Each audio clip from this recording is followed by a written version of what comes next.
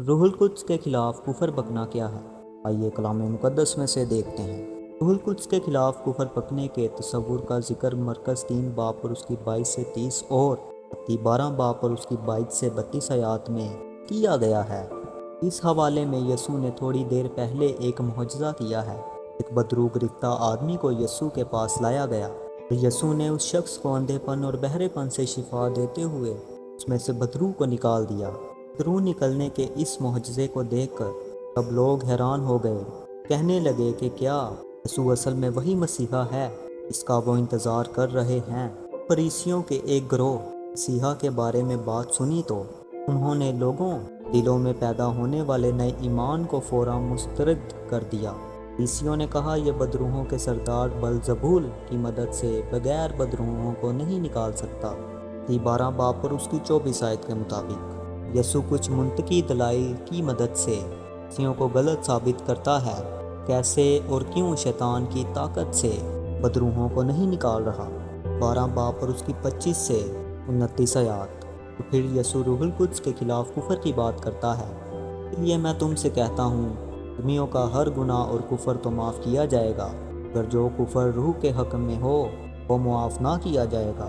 جو کوئی ابن آدم کے برخلاف کوئی بات کہے گا وہ تو اسے معاف کی جائے گی، مگر جو کوئی روح القدس کے برخلاف بات کہے گا وہ اسے معاف نہ کی جائے گی، اس عالم میں نہ آنے والے میں۔ کفر کی اصطلاح کو عام طور پر نامناسب بات گستاخی کے طور پر بیان کیا جا سکتا ہے۔ اصطلاح خدا کے خلاف لعن طعن کرنے یا خدا سے تعلق رکھنے والی چیزوں کی بے عزتی کرنے جیسے گناہوں کے لیے بھی استعمال کی جا سکتی ہے۔ خدا کے خلاف کسی طرح کی برائی منسوب کرنا یا کچھ ایسے اچھے کاموں کا انکار کرنا بھی کفر ہے کو ہم خدا سے منسوب کرتے ہیں۔ تاہم متی 12 باب اور اس کی 31 آیت میں کفر کے اس خاص معاملے کو روح القدس کے خلاف کفر کہا گیا ہے۔ معجزات کو دیکھنے کے باوجود جو روح القدس کی قدرت سے کر رہا تھا، فریسیوں نے دعویٰ کیا کہ یسوع کے پاس ایک بدرو ہے جس سے وہ یہ سب کام کرتا ہے۔ مرکز 3 باب اور اس کی 30 آیت میں یہ بات قابل غور ہے۔ یسوع فریسیوں کی طرف سے روح القدس کے خلاف کیے جانے والے گناہ کے بارے میں بڑے واضح انداز میں بات کرتا ہے۔ اس نے ایسا اس لیے کہا کیونکہ کہتے تھے کہ اس میں ناپاک روح ہے۔ روح القدس کے خلاف کفر کا تعلق یسوع مسیح کے خلاف اس الزام سے ہے کہ وہ روح القدس کے بجائے ایک بدروح کو قبضہ میں رکھتا ہے۔ آج کل اس طرح کے کفر کی تعلیل نہیں کی جا سکتی کہ فریسی تاریخ کے خاص حصہ میں تھے، ان کے پاس شریعت اور نبی تھے، ان کے پاس روح القدس تھا، ان کے دلوں کو ابھارتا تھا، ان کے پاس خدا کا بیٹا تھا جو بالکل ان کے سامنے کھڑا تھا، انہوں نے اپنی آنکھوں سے اس کے معجزات کو دیکھا تھا۔ دنیا کی تاریخ میں اس سے پہلے کبھی بھی آدمیوں کو ایسے اعلیٰ جلال نہیں بخشا گیا تھا۔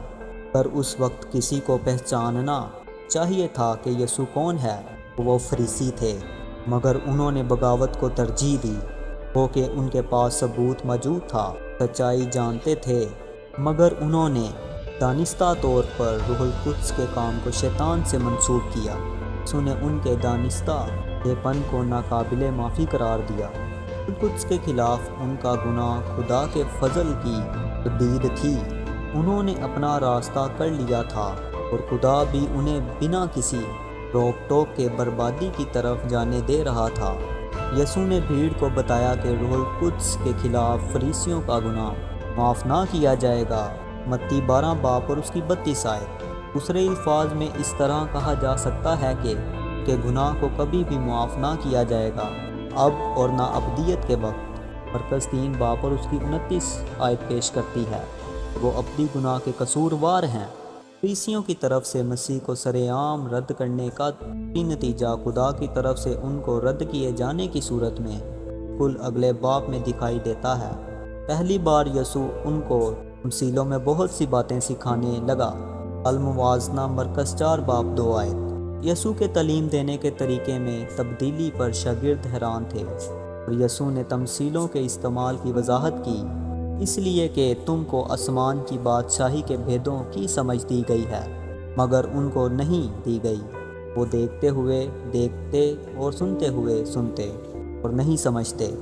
13 باب اور اس کی 11 سے 13 آیات۔ یہودی قائدین کی طرف سے یسوع پر سرعام الزام تراشی کے باعث یسوع نے تمثیلوں اور محاوروں کی مدد سے سچ کو چھپانا شروع کر دیا تھا۔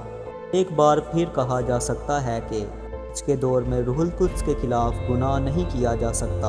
اگرچہ کچھ لوگ کوشش کرتے ہیں، یسوع مسیح اب اس زمین پر نہیں ہے، وہ آپ کی داہنی طرف بیٹھا ہوا ہے۔